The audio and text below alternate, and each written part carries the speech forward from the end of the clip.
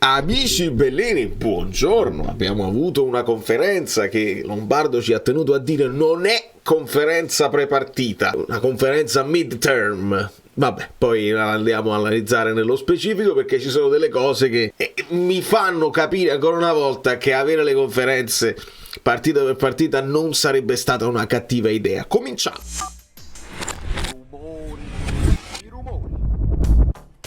Allora, andiamo con calma, ma andiamo con precisione perché ci siamo svegliati presto al mattino. Cesare Papa, benvenuto sul canale e benvenuti ai nuovi iscritti. Un abbraccio circolare a quelli che lasciano il like preventivo e a quelli che poi magari vogliono farlo a fine video. Magari il video non vi piace, non tutti i video possono essere ispirati. Questo lo è perché ha un senso, non mi invento cose ma analizziamo commenti e parole. Quindi ci spostiamo con una brabam, così vediamo il protagonista della conferenza, che però comincia con Lombardo che dice: noi vogliamo, lo sapete, noi vogliamo limitarle sotto le 100 conferenze. E onestamente mi sono fatto anche aiutare, perché quante partite fa il Napoli all'anno, specialmente se poi non vai avanti nelle coppe, se non ti qualifichi nelle coppe, così secondo me non si arriva a 100. Mi sono fatto aiutare perché Guido è bravo in matematica, molto più di me sicuramente, e quindi abbiamo le 38 di campionato e più le 6 della Champions più 2 perché ti sei qualificato, 4 di Coppa Italia, e quindi il totale dovrebbe essere 49 per 2, insomma non si arriva comunque a 100 anche se le fai tutte quelle pre. Però ci fa sapere Lombardo che queste sono quelle dove loro non hanno obblighi, quindi ne approfittano e non le fanno proprio, ma è male non farle, io insisto. Ci dice Lombardo, dice Calzona aveva voglia di parlare, quindi ve lo concediamo, e grazie assai della concessione. E grazie assai, grazie. E insomma, la prima domanda è se c'è la sensazione di una reazione da parte della squadra, insomma, per la partita che sta per arrivando, e Calzona comincia a spiegare che ad Empoli male in attacco, ed è una prima volta. Diciamo che Calzona ammette che ci sono stati dei problemi in difesa anche evidenti, insomma abbiamo sempre preso mai un clean sheet con Calzona, però almeno in attacco si costruiva, e l'abbiamo visto anche nelle analisi, no? Al di là di quello che si è fatto a Monza con gol straordinari, anche nell'analisi del Frosinone si sono creati dei presupposti, poi non hanno fatto quei gol come col Monza, e invece con l'Empoli è lì che è stata proprio, le ha parlato di, Calzona parla di scoronamento, ma non è lo scoramento un po' suo e un po' da parte dei giocatori che erano molto giù di corda. E quindi Calzona ci dice subito una cosa, che non si sono allenati, ci siamo allenati molto bene, la frase è fatta. Calzona la ribalta completamente: non ci siamo allenati bene a inizio settimana, dice adesso ha visto dei miglioramenti, ma a inizio settimana tutti giù di corda non si sono allenati bene. Insomma, in previsione della partita con la Roma, qua dobbiamo vedere proprio se il calcio è imprevedibile e ci riserva delle sorprese, perché non ci sono i presupposti per far bene e per vincere questa partita. Aspettiamo quella cosa fantasmagorica dove tu ti aspetti, quella là che proprio non ha nulla, perché non hai le motivazioni che ha la Roma, non hai lo stato di forma e anche il morale che ha la Roma, la Roma che gioca bene, il Napoli che non gioca bene, si ribalta tutto. Vediamo se il calcio ci regala questa perla. E Calzona ribadisce spero che scatti almeno l'orgoglio, che è una cosa che vi ho detto da troppo tempo e non l'abbiamo sempre visto, e abbiamo visto quell'altra cosa che vi dicevo, cioè giocate estemporanee di giocatori che hanno tecnica e quindi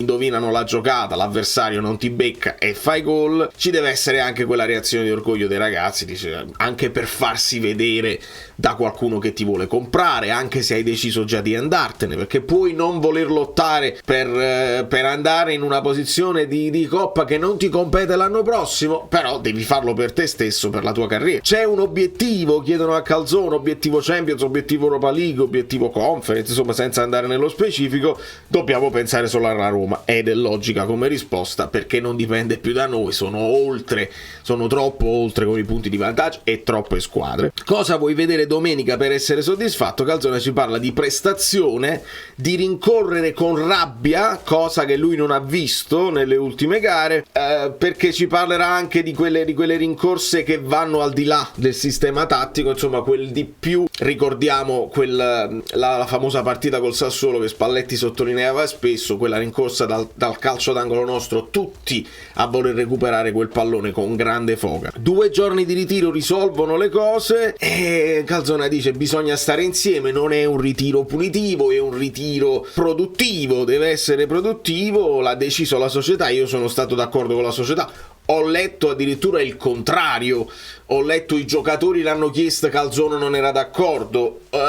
Ragazzi, attenzione, perché in questi periodi di maretta ognuno dice una cosa perché comunque fa interazione, le diciamo tutte, tanto la sicurezza non l'abbiamo, quelli che parlano di ammutinamento, un gruppo che è contro un altro gruppo, i giocatori che hanno chiesto la sostituzione di Nat, ognuno può dire la sua, nessuno verrà smentito e i tifosi si fanno un'idea loro. Tra l'altro, ragazzi, ve lo segnalo, guardate, cioè oramai nel tifoso medio che segue la conferenza su YouTube c'è questa convinzione o Conte o niente, e quindi i presupposti, mi dispiace, sono già terribili per 2 motivi: perché Conte sarà divisivo, se arriverà, già creerà delle divisioni e non sia mai sbaglia qualcosa Conte, poi si andrà veramente a 1001 notte, e se non arriva, chiunque arriverà non avrà nemmeno quell'onestà dell'attesa, dell'analisi, andrà male a prescindere, perché non è Conte.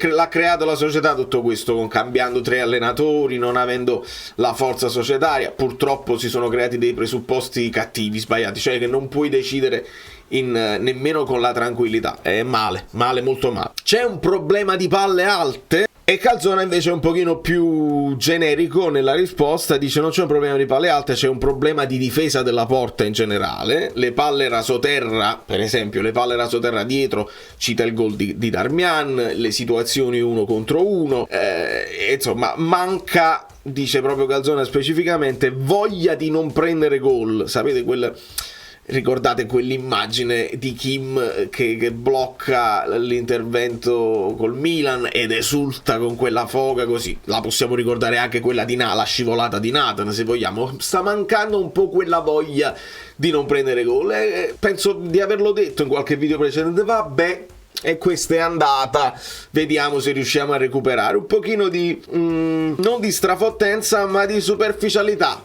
E capita quando purtroppo non hai a portata di mano l'obiettivo che ti dice ma questa è la partita da vincere, e se non fai le conferenze non aiuta, perché poi la conferenza prepartita ti predispone per pensare a quella partita. Invece di parlare sempre di Conte, del mercato, parliamo delle cose attuali, perché il campionato non è finito, e se non fosse stato considerato finito e avessimo fatto un po' meglio nelle occasioni che abbiamo avuto, potevamo addirittura, pensate che campionato scarso, potevamo addirittura rientrare nella situazione della Champions, e invece abbiamo sprecato troppe occasioni. Ha qualcosa da dire ai tifosi? Niente da dire ai tifosi, siamo noi che dobbiamo spingere loro, ne siamo nella logica.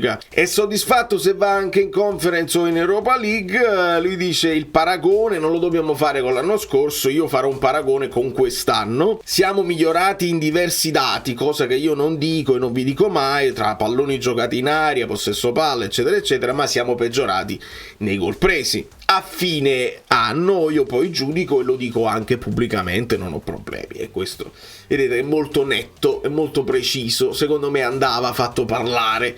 È l'unico che non mi fa arrabbiare, perché mi faceva arrabbiare Garcia ad un certo punto, che è andato in contrasto con tutti, mi faceva arrabbiare Mazzarri che giustificava anche l'impossibile, tutto andava bene e lui stava facendo le cose straordinarie con il Monza. l'unico che mi dà meno fastidio è Calzona e non l'avete fatto parlare. Poi, ma è possibile che i gol presi di testa è anche perché la squadra con meno centimetri in Serie A? Questa è una cosa che ho già debancato tempo fa con un video, lo ripetiamo perché magari qualcuno non c'era, non l'aveva visto. È una non notizia questa qua dei centimetri, non ha alcun senso dirlo, perché se voi vedete sì, il Napoli con 1,81, facciamo più grande, 1,81 e 35 è l'ultimo, questi sono dati di dicembre 2023.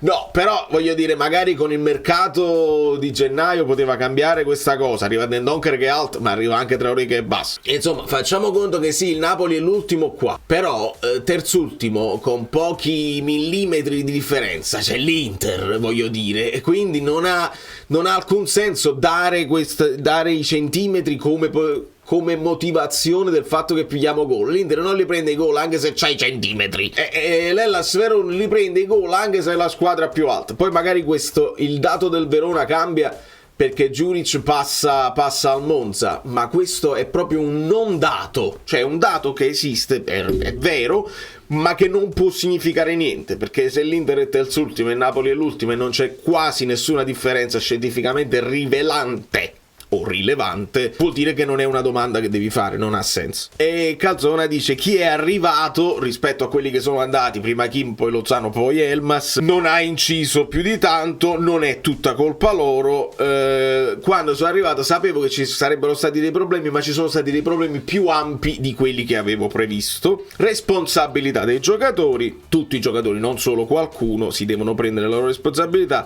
Mi si parla anche dei sacrificati, ecco, non gliela fanno la domanda, ma perché non gioca un po' di più qualcuno nuovo, perché quelli che i titolarissimi sono esausti? Lo dice direttamente Calzona, si parla dei giocatori più sacrificati che giocano di meno, e lui cita: sì, probabilmente Mazzocchi, Dendoncker e Nathan utilizzati di meno, il resto ha avuto spazio, anche più spazio di quello che ci si aspettasse. Qua non lo so, Calzona, onestamente, perché sì, Traoré qualche partita l'ha fatta all'inizio, in quel periodo dove Zielinski fuori e quindi giocava Traoré in Champions, poi ha fatto qualche mezzo e mezzo partite anche in campionato. Sì, Lindstrom pezzettini, onestamente, Caiuste pezzettini, Nathan l'hai detto tu, Dendoncker l'hai detto tu, però voglio dire, non è che abbiamo visto rivoluzioni, sono sempre quei titolari lì che giocano bene o giocano male, vengono sempre confermati. Poi dice Calzona: ADL è molto rispettoso, è molto carino con me, mi chiede anche molte cose, però io credo che sia la normalità del padrone che chiede le cose. E qua mi sa che esce fuori l'allenatore che ha poca esperienza di squadra di club da allenatore in prima. E qua è la differenza, insomma. Lui dice: vabbè, ma secondo me è normale che il padrone entri magari nello spogliatoio, mi chieda delle cose anche tecnico-tattiche, non va nello specifico, ma insomma quello è. Secondo me qua si vede uno che, non avendo tanta esperienza di allenatore in prima, non dica: oh, e io ho allenato l'Inter, io ho allenato la Roma, io sono stato all'estero, nessuno si è mai permesso, esci di qua, fammi fare a me e basta. E questo era Spalletti, cosa che ha detto anche Garcia, però Spalletti con una forza di una squadra che stava andando bene, Garcia senza quella forza, ADL alza la voce e scompagina tutto. Calzona è uno di quelli che non ha questa forza di dire queste cose e quindi dice: ma secondo me è anche normale, non mi dà fastidio più di tanto.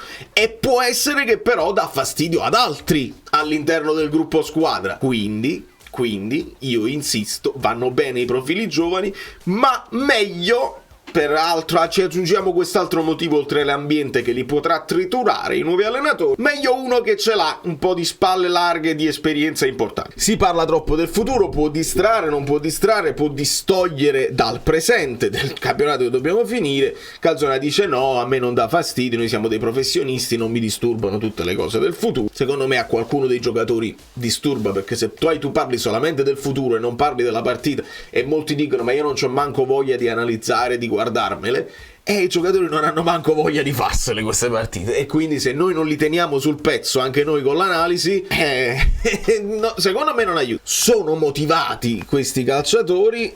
Ecco, con l'Empoli non abbiamo tirato in porto, quindi è mancata quella voglia di vincere. Nelle altre partite è mancata quella percezione del pericolo e lo ripete con parole diverse, ma lo ripete, non vedo quella rincorsa in più. La rincorsa in più che va al di là della tattica è il famoso 110% di cui parliamo, che in questo momento i ragazzi non stanno facendo. Qua, quando gli si chiede che il Napoli non pressa bene alto, Calzona parla di che manca il primo pensiero, cioè di mettersi sotto palla quando perdiamo la palla, e questo è un po' diverso dalla voglia di pressing alto. Lui lo dice io voglio difendere in avanti, ma non sempre ce la facciamo, e secondo me non ce la fanno neanche in questo momento psicologicamente, perché oltre che fisicamente il Napoli regge tutta la partita, però per fare questo attacco in avanti, questa difesa sempre col pressing in avanti, devi stare mentalmente pronto, devi avere il coraggio di non prendere l'imbucata, devi essere pronto a fare quel 110% di rincorsa se non lo fai, e quindi devi metterti meglio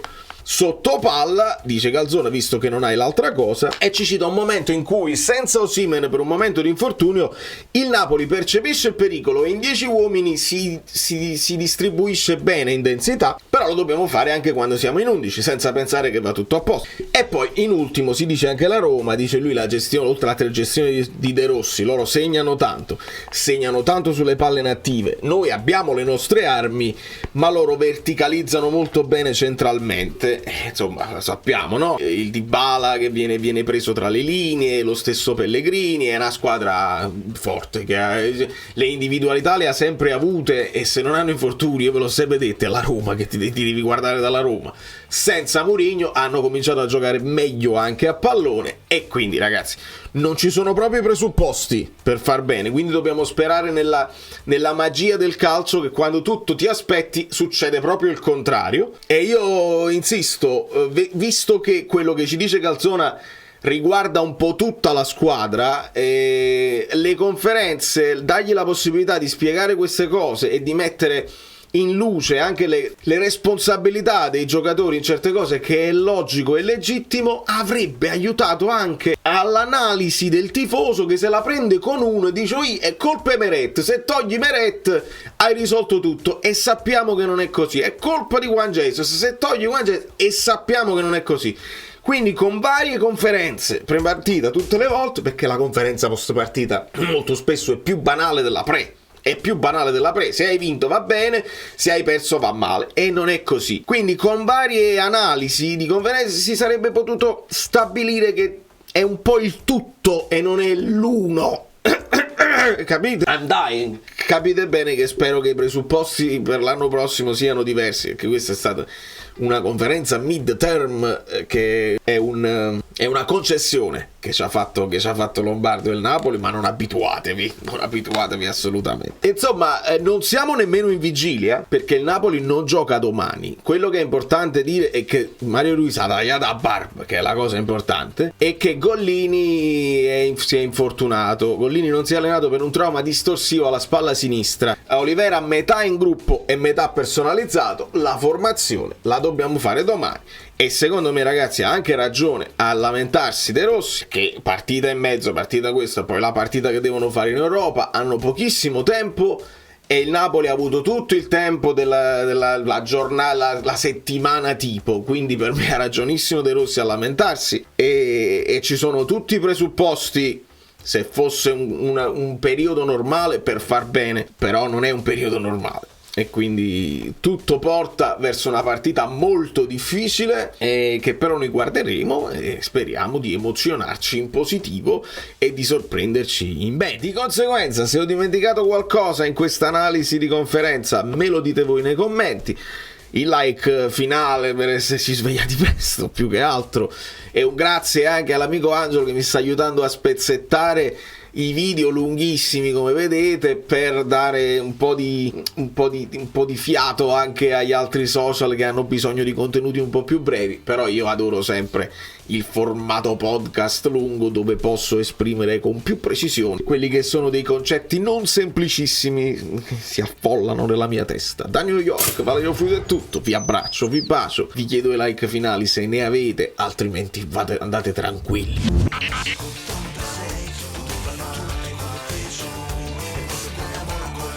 Life,